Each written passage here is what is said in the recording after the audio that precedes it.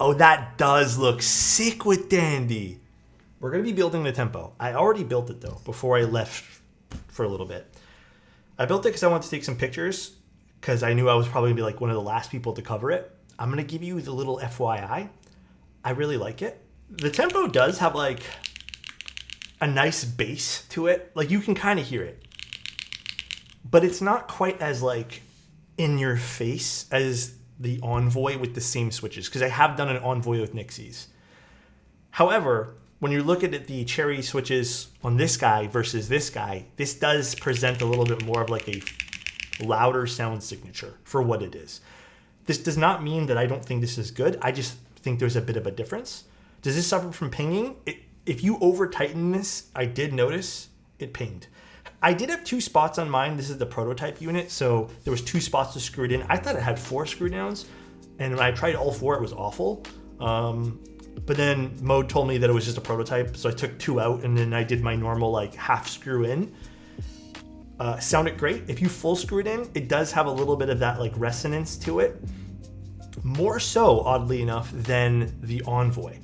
But we're going to try different switches today, because where I think this is going to really shine is if I use something like SOTC switches, because I was thinking about using these. So I lubed up a batch of these, which I believe these are like a long pole switch. So I think these will kind of bring out some of the loudness. Check DMs. Okay, guys, 1 second. Tim said plate out, because we're using this plate today.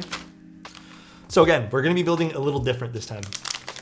I will be using the solderable PCB today, and I'm highly considering doing split backspace on this, but I don't know. I kind of like split backspace, so I don't mind like having to use this as the backspace. Generally though, I like the weight of the tempo more than I like the Envoy. Thoughts on the HHKB? I like HHKB layout, I always have. So, few changes compared to what we have today. Let me just give you guys a few things. Only 2 retaining fasteners. So you'll see 4 here, 1, 2, 3, 4. 2 of these will be gone. I believe it's gonna be these 2. I think it's only gonna be sticking to the same ones like on the Envoy. Similar to the Envoy. There will be 4 types of lattice block mounts available. So it'll be a green lattice, black lattice, half lattice, which is gonna be interesting, and then your green solid blocks. Black solid blocks will no longer be an option. The ribbon feet on the final product will be slightly thicker. I don't think that's going to impact much of what we're doing today.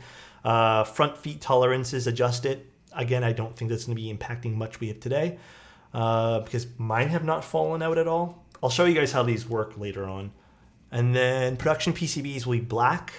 Again, really not impacting much, but if people care about that aesthetic, that's cool. Light green accent colors renamed. That's nothing we have to worry about. And then some more stuff we don't have to worry about here. But the starting price is $259. So pretty nice. Half lattice would be interesting. I'm kind of sad we didn't get to try it today, but I didn't see any half lattice blocks. Question though, do you guys want split or do you guys want full backspace today? Full, split. Everyone's saying split. Everyone's saying split. Okay. Any new keyboards coming out? If you're looking for something new, the tempo we're building today is kind of cool. There's another one that I'm gonna be building soon that looks really cool called the Sin 65. I'm building the polycarb version. That looks neat. So let's take this apart, you know? I like it with the Nixies. Maybe it's just me. I don't think this needs foam at all. Where's the other one? It's under this key. Oh no, I think I put them in the wrong spot for the little, yeah. I put them on these because I was testing it, but it didn't really make much of a difference. Do you need HHKB? If you don't like HHKB, you're not gonna like the tempo. That's where I think the tempo kind of like, if you don't like this layout, you're not gonna like the board. Truly, you probably won't care for it. All right, let's take this apart really quick. I'm gonna show you guys the internals. So, few things to note with this guy. First of all, we have the feet. These feet are not adhesive. I think this is really a really nice thing to have. I've had a few boards now where the adhesive feet have just fallen off. And I appreciate when boards use like standard little bubbles. This is not standard, but see this? If this ever falls off, I'm fucked. Like I don't have anything else to put onto this. Those standard little bubble feet are always nice for adhesives. But these are nice. You can just push these in. Apparently they're making the tolerances better, and these feet kind of go in from the weight. But they also did send me a different colorway. I want to see that one there. They sent me this green back accent. Oh wait, this would have looked really good with Dandy. Wait, why didn't I do this for photos?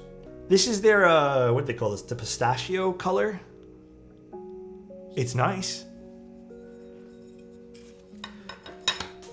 Kind of want to install this color. Anyways, I put in the lattice mounts already. You can see they're a bit thicker than the Envoys. I mean, I don't have an Envoy one here to show you. I can probably just take apart an Envoy. But they're a little bit thicker. They still go in the same way. I do want to swap out the weights though. I want to change the colors up. Finally, a light green.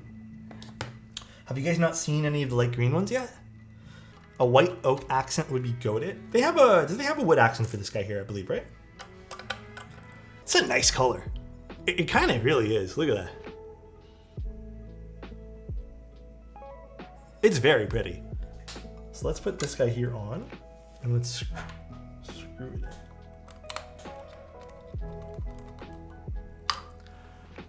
Oh, that is so nice on this board. Again, I don't have two matching weights, but I'm kind of sold on this color. Kind of unique. I've never seen something like this. Do you guys just want me to move over the Dandy set to this guy? I mean, you guys can kind of see how it looks right now. Well, let me just kind of push this back in, slap some keycaps on. I'll just take it out again. I don't think I really need to demo this twice. Oh, that does look sick with Dandy. Or I guess, is this the Daisy colorway? I don't remember which one's which. Oh, that is a perfect combination. Why didn't I think to use this originally? Also, I really like what they did with the daughter board here. They did, you don't need to put 4 screws. They have like 2 little pegs that stick out. So you can just kind of slot it into there. That way there also helps you align it. That was cool. The weight's a pretty chunky weight on this guy. The back weight's a little bit thicker too. So the side profile of the tempo, very fun. Kind of a little bit of a play on just a wedge, but it has, you know, your accent on the back as well as these kind of taper upward. So I think it has a very attractive side profile. Bottom, again, we have 2 different colors for the weight and stuff here. I kind of like it. Kind of reminds me of like a stereo or something on the bottom here, but you got the edges which flare upwards as well as the back. So it does have some character on the bottom too. And I really want to ask them to send me a pistachio bottom weight here. Kind of fun. In every essence, this is very much like the Envoy. The only thing and this is something that I was thinking about afterwards, like recently. The only thing I kind of wish they would do, right, is you know how you have the screws that come up from here? So you have screws that are supposed to screw down. And I know some people are having problems, and I get it. Like they have issues with like over tightening and stuff. If you get the tightening right, it's an insane sounding board. But what I was thinking is, what if it was some sort of press fit kind of silicone, I guess, alignment system? And if you press down in it, it kind of works for you, and then you can just pull it out afterwards. So that would have been really cool to see that if they kind of solved an issue, I guess, that some people are having with some sort of different way to kind of mount, or I guess, align the PCB and also make it so it doesn't fall out. But maybe that's some food for thought for like the future. Other than that, I wouldn't call that a huge issue. The layout's probably not going to be for everyone, right? So let's be real here. I don't think a lot of people love HHKB, but for the people who do like HKB and wanted something, or HHKB and wanted something like this, I think this might be a great fit for them. You know? And just like usual, these just get pushed down and you align them with these guys. Perfect. These are SOTC switches. But in terms of everything else, I don't think there's many things like it's very much like the Envoy, guys. And if you guys are looking for super harsh criticism, I do feel like maybe rethinking how this works is probably the most vital thing if they want to continue doing these kind of lattice mounts. The lattice mount's amazing. I love this mounting style. Like this whole idea of using these 4D printed kind of things to give you this beautiful typing feel. but some different way to mount it with these screws is probably the biggest criticism I can give them. That's it. And maybe, yeah, maybe like a big rubber washer, something where it kind of lays flat and then you screw it into like a silicone piece. Maybe that's it, right? But it's also, I would consider this like the Achilles heel, maybe of the Envoy, and to some degree the Tempo as well. If you get this right, it's amazing. If you get this wrong, like if you over tighten it, it kind of ruins your experience, IMO. So it might not be your cup of tea. I feel like a hard rubber type Disassembly fastener, 20¼ lock-in. Yeah, and I think some sort of different solution. And that's my biggest criticism of maybe the Tempo in general, is just some sort of different way to screw or fasten the PCB and plate assembly into the case itself. Other than that, beautiful looking keyboard. I really like it. Again, has a lot of character to it. Doesn't just kind of play on your normal like box or wedge. I like it. It's fun. It's a fun looking keyboard. No difference with or without the screw. Yeah, sound wise, I would personally just take it out if you're looking for like the optimal sound. But if you do pick it up a lot and like you're shaking it, yeah. Love the creamy color. Yeah, it's really nice. I don't know what keycaps we should put in today. I'm craving pistachios. I've never had pistachio ice cream. I've had pistachios and other pistachio flavored goods. We've seen the board. This is the board here. Show you guys the butt of the board here. Again, I would like to see this with all the pistachio. It's hard to visualize it all, but I can imagine this looking pretty sweet. It's a nice looking board. I like the feet idea. In terms of like design style, I don't know if this is for everyone. I think I would have liked these to also kind of be squared off and not circles, but maybe this does work. Gives it some like asymmetrical kind of whatever here on the bottom. But it's still kind of nice. I like the weight placement. I think it could have been a little bit lower, truthfully.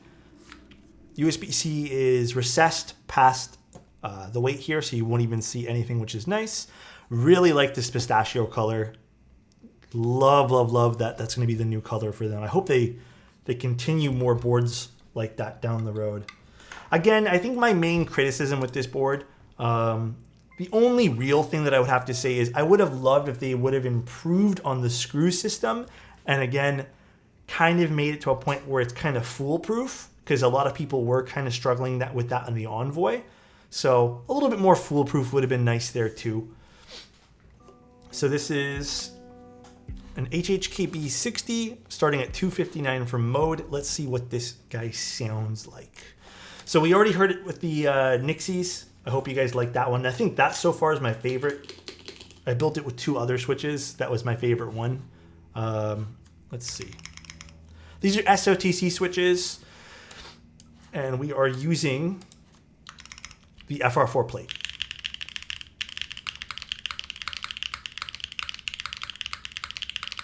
Ooh.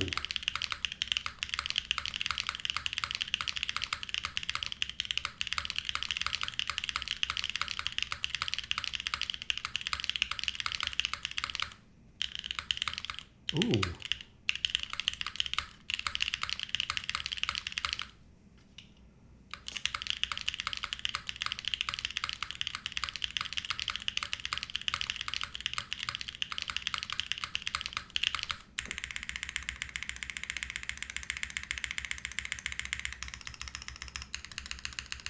I like it a lot. Honestly, board sounds really great. Definitely similar to the Envoy.